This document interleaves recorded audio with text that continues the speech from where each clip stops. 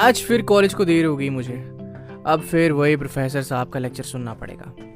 यार इस कमबख्त बस का भी यही हाल है, रोज रोज इसके कारण सुनना पड़ता है। मन ही मन भुनभुनाते हुए मेरे कदम आगे बढ़ते जा रहे थे।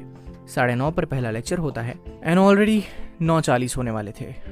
गेट पर पहुंचते ही सोहनलाल से गिलास पानी लाने का कहकर सीधा क्लास में पहुंचा तो देखा आधे से ज्यादा बच्चे आ चुके थे। क्लास खत्म करके अभी एक पीरियड का गैप था तो मैंने धूप में ही कुर्सी लगाकर सोहनलाल को मेज लाने को बोल दिया। ये मेरा दूसरा कॉलेज था जहां शहर से लगभग 20 किलोमीटर की बस यात्रा के बाद आधा घंटा पैदल पगडंडी से पहुंचना होता है।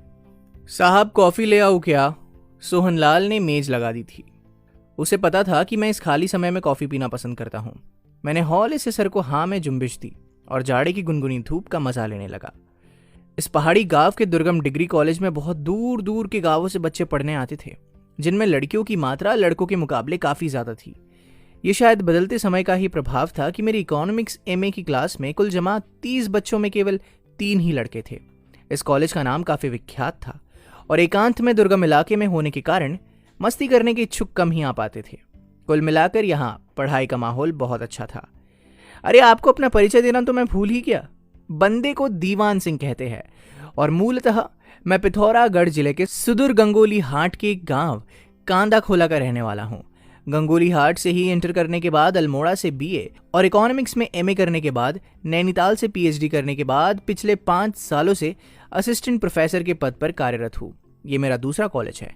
तभी जोशी जी जो इसी कॉलेज में मेरे सीनियर और मैथ के प्रोफेसर थे, मुझे देखकर पास आ गए और बोले, अरे दीवान क्या हाल है भाई, और कैसी रही तुम्हारी दशहरे की छुट्टियां?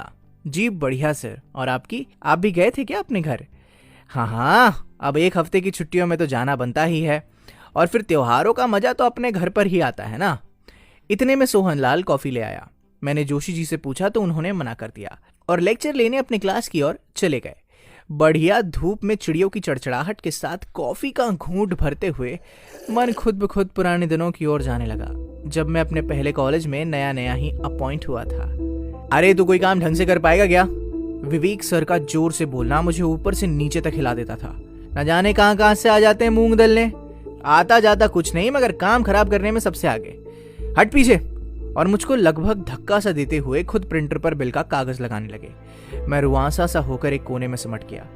मेरी गलती कुछ भी नहीं थी सिवाय इसके कि उनके मुताबिक मुझे बिजली की फुर्ती से कागज बदल देना चाहिए था। वैसे तो मैं कंप्यूटर से संबंधित सभी कामों में दक्ष था, लेकिन उस दिन की बात ही और थी।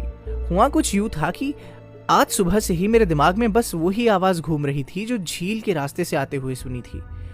दरअसल कॉलेज तक आने के लिए 2 रास्ते थे।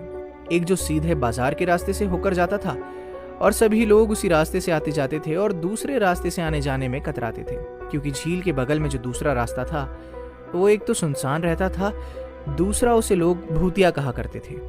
और मेरी दिलचस्पी का सबब बन गया था वो रास्ता, क्योंकि एक तो मेरी भूत प्रेतों में बहुत दिलचस्पी थी, अब भी है, और मैं बड़ी ही शिद्दत से किसी भूत से मिलना चाहता था और अनुभव करना चाहता था। दूसरा, इतने दिनों में मैंने उस रास्ते की इतनी कहानियां सुन ली थी कि एक अजीब सा खिंचाव उस तरफ मुझे ले जाता था।